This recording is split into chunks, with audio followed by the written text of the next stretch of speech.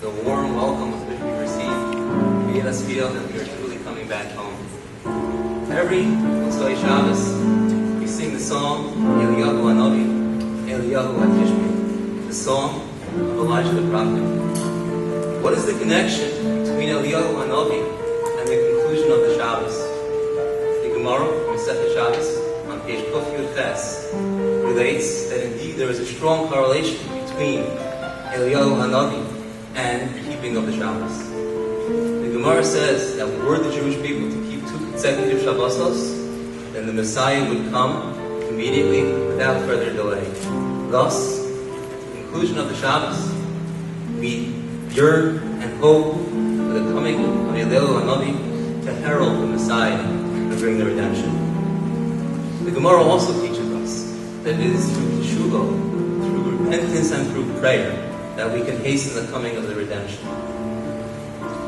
It is no coincidence then that it is on Motzei Shabbos as well that we begin the Slichos program. We start saying Slichos and intensify our prayers and our repentance. A few times a day, we say the verse, Karov Hashem l'chol karov, l'chol asher yikruhu b'emes. That God is close to all those who call out to Him in prayer. L'chol asher yikruhu b'emes, to all those that call out in truthfulness. The beginning of the verse is all-inclusive. Anyone and everyone who calls out to God, God will be close to them. They will feel the warmth of the closeness to God. But the end of that verse places a limitation. L'chol asher yikruhu b'emes. Only those that call out with truth. It seems to be a contradiction. I think perhaps one way of resolving this contradiction is that, of course, the first part of the verse is true. God is close to everyone and anyone who calls out to Him. No matter how far you've strayed, no matter where in your life you are, if you call out to God, He will be there for you. He will be close to you. There's a condition. L'chol asher yikruhu b'emes.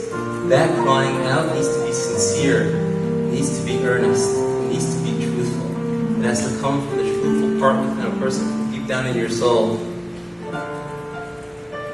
You know that prayer, tefillah, is something that's hard to connect to. We say the words, we go through the motions, but it's very hard to get into and really connect to. We are standing now at the beginning of the Yomim Noraim, and just to keep in mind that if just for one moment we can really open our hearts and we cry out to God with sincerity, be'emes, then we will feel the warmth of His responding embrace.